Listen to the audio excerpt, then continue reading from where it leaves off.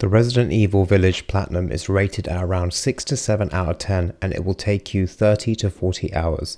It requires a minimum of 3 playthroughs and you should get the platinum within those 3. There are no multiplayer trophies, no particularly grindy trophies, and the platinum is a fun and challenging one to achieve. If you want to be efficient, then you will want to play the first playthrough on normal or casual mode, and there are 2 goals here. The first goal is to get all the collectibles that you can in the first playthrough. The trophies associated for these collectibles are Bookworm, read all files in the game, there are 47 in total. Cynic, destroy a goat of warding. Heretic, destroy all goats of warding. There are 20 of these and they continue through all the playthroughs, so you don't have to get them all in one. Hooligan, break every window in the castle in one playthrough. There are 19 windows and you must do this in one full playthrough. When you gotta go, open the door to every outhouse. There are 10 in total, and again you have to do this all in one playthrough. And lastly, Mathematician, which is to complete the village map. The second goal is to save as much money as you can and collect as many treasures so you can sell them.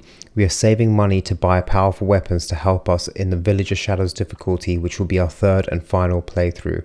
On the first playthrough, you will want to keep an eye on these miscellaneous trophies. Goal: move the ball from the Winter's bedroom into the study. This will be the first trophy that you achieve and is right at the beginning of the game. Repairer, combine a treasure into its complete form. Hunter, hunt an animal during the story. Get the ball rolling, solve a labyrinth. Squawk shot, shoot down 5 crows. You can farm this by finding a good spot and restarting the checkpoint. Quit hanging around, shoot down a soldat hanging from the production line in the factory. Medium rare, set fire to a Morakia in the story.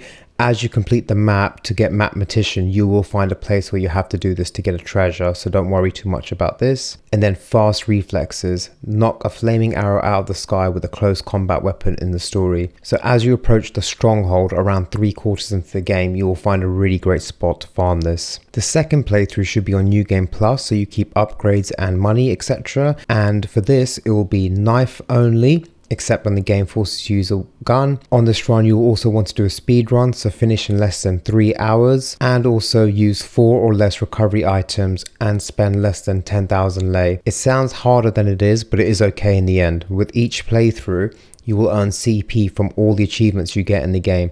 You can spend the CP in the extra content shop in the main menu to buy weapons and infinite ammo for weapons. For this knife only playthrough, you will want to purchase the Karambit knife, as it is more powerful than your normal knife. Through your first 2 playthroughs, you should be saving as much money as you can, collecting all treasures and limiting how much you spend on weapon upgrades. You should have also hunted all the animals you need to make the meals to give you all permanent health, guarding and movement upgrades. Make sure you make a save before the final boss fight on playthrough 2, as we will need this save file. For the final playthrough, you will play on Village of Shadows difficulty, and trust me, this is no joke.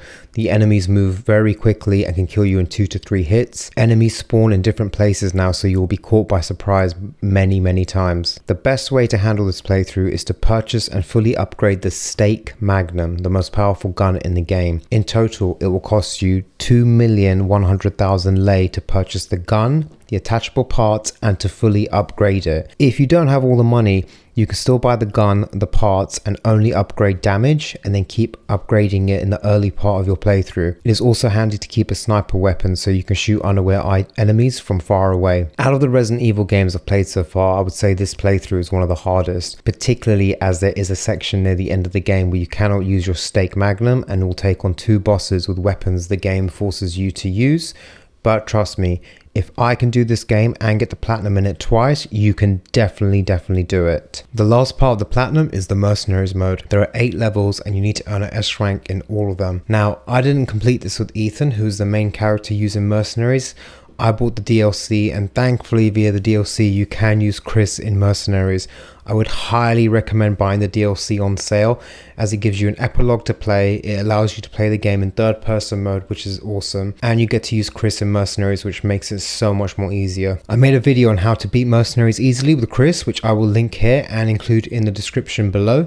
Overall, I would say this is an amazing game. I really enjoyed playing it, and I enjoyed it so much that I ended up getting the platinum for it twice, both on the PS5 and the PS4, only 6 months apart. That's how much I enjoyed playing it. It's a really cool setting. There's really interesting, unique boss battles. There's some absolute standout moments of horror that will really scare you and keep you on the edge of your seat, and there are moments of total all-out action where you really have to be good with your gunplay and reflexes. So it kind of brings all the different things that I like about Resident Evil into one game. The story itself is quite interesting and a little bit out there, particularly for a Resident Evil game, which is saying a lot. And I was quite impressed with the DLC as it provides a really nice epilogue for you to play, which takes part after the main game is finished. You also get the chance to play the game in third person mode, which is really awesome, particularly as you're doing multiple playthroughs. It's nice to switch it up. And without being able to use Chris in Mercenaries mode via the DLC, I'm not sure I would have got this platinum, as it is quite difficult doing the Mercenaries with Ethan. So if you can, I highly recommend getting the DLC so you can use Chris, as there's some really easy methods you can use and he has some very good starting weapons. But all in all, this is a tricky, slightly difficult platinum, but also a very achievable one. I mean, I don't tend to platinum very hard games, so if I'm doing this twice, you guys can definitely do it. Once you start playing Village of Shadows and see how the enemies move and what you need to do to survive, you'll kind of get the hang of it and get a lot better as you keep going through your playthrough. So I hope this helped you out in some way and kind of gave you an overview of what you need to do for the platinum and what trophies to look out for. And please let me know in the comments if you plan on playing this game anytime soon and if you want to get the platinum in it. Thanks a lot for watching and see you on the next one.